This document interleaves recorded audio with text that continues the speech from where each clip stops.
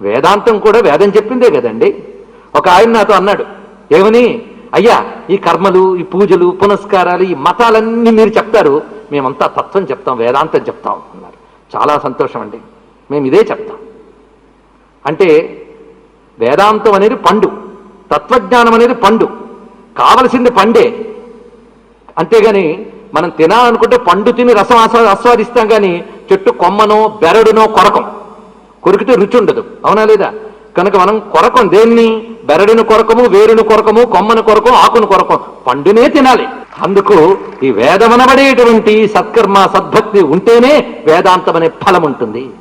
అందుకే నేను మొట్టమొదటి శ్లోకం చదివాను, ధర్మ దృఢబద్ధమూలో నిగమస్కంధ పురాణ శాఖాఢ్య క్రతుకుసుమో మోక్షఫలో మధుసూదన పాదపో జయతి. ఈ పద్యం దేంట్లోదో తెలుసా? గరుడ పురాణంలోది.